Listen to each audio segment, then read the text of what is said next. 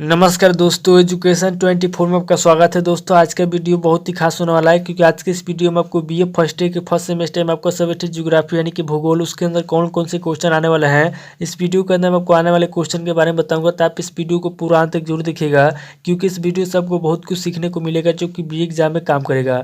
तो आइए देर न करते हुए वीडियो को शुरू करते हैं और बीए फर्स्ट ईयर के फर्स्ट सेमेस्टर में आपका सब्जेक्ट ज्योग्राफी यानी कि भूगोल, उसके अंदर जो भी क्वेश्चन आने वाले हैं उन आने वाले क्वेश्चन के बारे में जानते हैं। दोस्तों आगे बढ़ने से पहले मैं आपको एक बता दूं कि इस वीडियो के अंदर मैं आपको लघु उत्तरीय प्रश्न, दीर्घ उत्तरीय प्रश्न, दोनों तरह के प्रश्नों के बारे में बताऊंगा। तो आप इस वीडियो को स्किप किए ना पूरा देखिएगा ताकि आपको दोनों तरह के प्रश्नों के बारे में पता चल सके। तो आइए तो देर न करते हुए वीडियो को शुरू करते हैं और सबसे पहले लघु उत्तरीय प्रश्नों के बारे में जानते हैं। तो यहाँ पर दोस्तों लघु उत्तरीय प्रश्न में पहले प्रश्न की बात की जाए, यहाँ पर दोस्तों आपका पहला प्रश्न दिया हुआ है, महासागरीय निक्षेप का विवरण दीजिए। यहाँ पर दोस्तों पहला क्वेश्चन कह रहा है कि जो महासागरीय निक्षेप होता है, पहले क्वेश्चन के अंदर आपको महासागरीय निक्षेप का विवरण देना है। अब दोस्तों अगले क्वेश्चन की बात की जाए तो यहाँ पर दोस्तों आपका दूसरा क्वेश्चन दिया हुआ है, गल्फ स्ट्रीम जलधारा पर एक टिप्पणी लिखिए।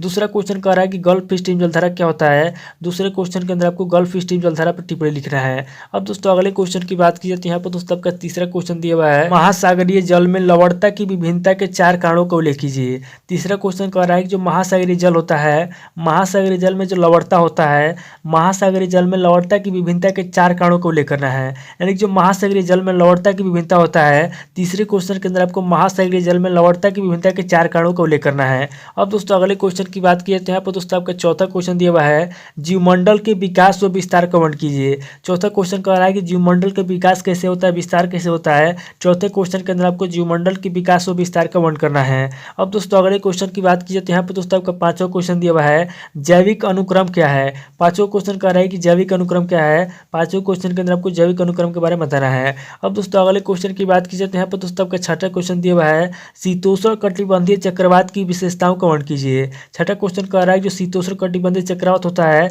छठे क्वेश्चन के अंदर आपको शीतोष्ण कटिबंधीय चक्रवात की विशेषताओं का वर्णन करना है। अब दोस्तों अगले क्वेश्चन की बात की तो यहाँ पर दोस्तों आपका सातवां क्वेश्चन दिया हुआ है, सूर्याभिताप पर एक संक्षिप्त निबंध लिखिए। सातवां क्वेश्चन कह रहा है जो सूर्याभिताप होता है, सातवें क्वेश्चन के अंदर आपको सूर्याभिताप क्या करना है, सूर्याभिताप पर आपको एक संक्षिप्त निबंध लिखना है। अब दोस्तों अगले क्वेश्चन की बात की जाए तो यहाँ पर दोस्तों आपका आठवां क्वेश्चन दिया हुआ है, हिमानियों से निर्मित यू आकार की घाटी का उल्लेख कीजिए। यहाँ पर दोस्तों आठवां क्वेश्चन कह रहा है जो हिमानी होता है, हिमानियों से निर्मित जो यू आकार की घाटी होती है, हिमानियों से निर्मित यू आकार की घाटी का उल्लेख करना है। अब दोस्तों अगले क्वेश्चन की बात की जाए तो यहाँ पर दोस्तों आपका नौ क्वेश्चन दिया हुआ है, डेल्टा पर सही टिप्पणी लिखिए। नौ क्वेश्चन कह रहा है कि डेल्टा होता है, डेल्टा पर आपका करना है, डेल्टा पर आपको सही टिप्पणी लिखना है। अब दोस्तों अगले क्वेश्चन की बात कीजिए तो यहाँ पर दोस्तों आपका 10वां क्वेश्चन दिया हुआ है, नदी अपहरण क्या है स्पष्ट कीजिए। 10वां क्वेश्चन कह रहा है कि नदी अपहरण क्या है। 10वें क्वेश्चन के अंदर आपको नदी अपहरण के बारे में बताना है और नदी अपहरण क्या होता है इसको स्पष्ट करना है। अब दोस्तों अगले क्वेश्चन की बात कीजिए तो यहाँ पर दोस्तों 11वां क्वेश्चन दिया हुआ है,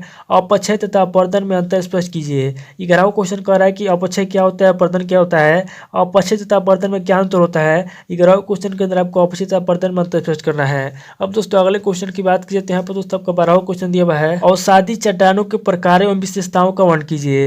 यहाँ पर दोस्तों 12वां क्वेश्चन कह रहा है जो अवसादी चट्टानें होती है। यहाँ पर दोस्तों 12वें क्वेश्चन के अंदर आपको अवसादी चट्टानों के प्रकारों के बारे में बताना है कि अवसादी चट्टानें कितने प्रकार की होती है और आगे आपको अवसादी चट्टानों की विशेषताओं के बारे में बताना है कि अवसादी चट्टानों की क्या विशेषताएं होती है। अब दोस्तों अगले क्वेश्चन की बात की तो यहाँ पर दोस्तों आपका 13वां क्वेश्चन दिया हुआ है, मोरदार पर्वतों की विशेषताओं का उल्लेख कीजिए। 13वां क्वेश्चन कह रहा है जो मोरदार पर्वत होती है, मोरदार पर्वतों की क्या विशेषताएं होती है।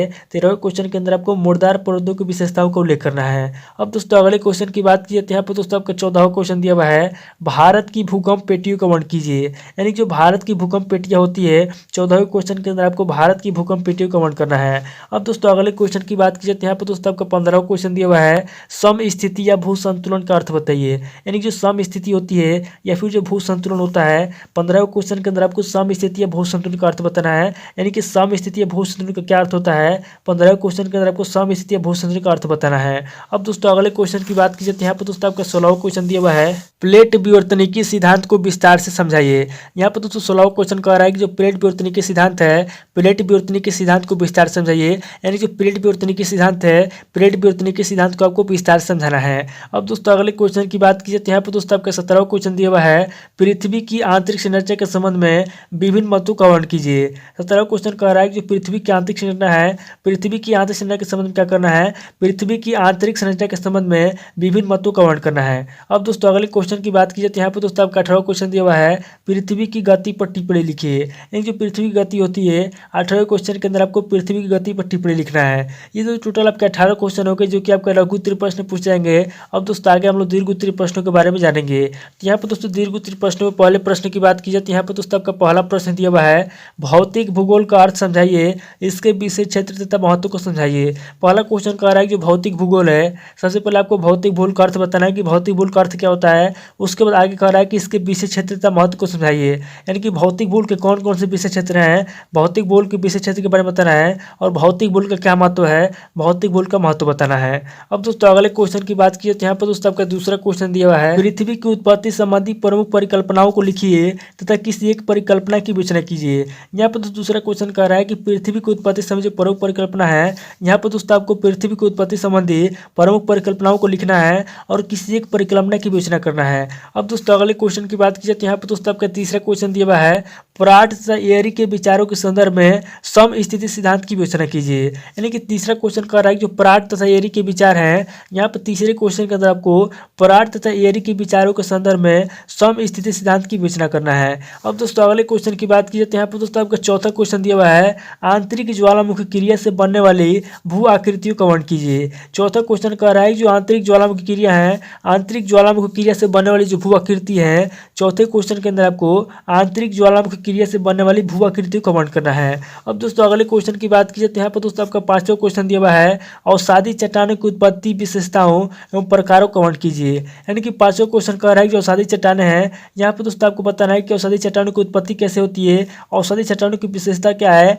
और अवसादी चट्टान कितने प्रकार के होते हैं। यहाँ पर दोस्तों आपको पांचवें क्वेश्चन के अंदर विस्तार पूर्वक क्या करना है, अवसादी चट्टानों की उत्पत्ति के बारे में बताना है, विशेषताओं के बारे में बताना है और उसके प्रकारों का वर्णन करना है।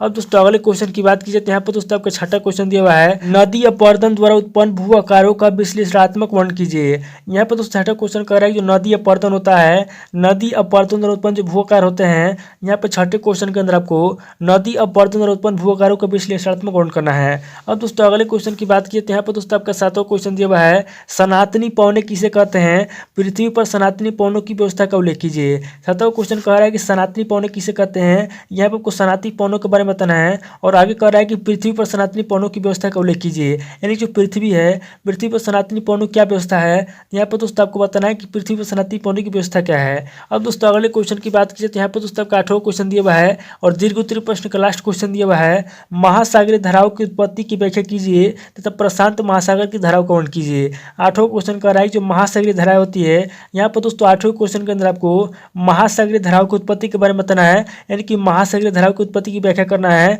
और प्रशांत महासागर की धाराओं का वर्णन करना है। यानी कि जो प्रशांत महासागर की धारा होती है, प्रशांत महासागर की धाराओं का वर्णन करना है और महासागरीय धाराओं की उत्पत्ति की व्याख्या करना है। ये तो टोटल आपके 8 क्वेश्चन हो गए जो कि आपके दीर्घ उत्तरीय प्रश्न पूछ जाएंगे। दोस्तों इस वीडियो के अंदर मैंने आपको लघु उत्तरीय प्रश्न, दीर्घ उत्तरीय प्रश्न दोनों तरह के प्रश्नों के बारे में बता दिया। आप इन दोनों तरह के प्रश्नों को नोट कर लीजिए और किसी किताब से सीरीज से मिलाकर के याद कर लीजिए। दोस्तों आज इस वीडियो को मैं पे स्किप करता हूँ, मिलता है आपसे नेक्स्ट वीडियो में। अगर आपको वीडियो अच्छा लगा तो वीडियो को लाइक कीजिए, शेयर कीजिए और कमेंट करके बताइए कि आपको नेक्स्ट वीडियो किस टॉपिक के ऊपर चाहिए। थैंक यू दोस्तों।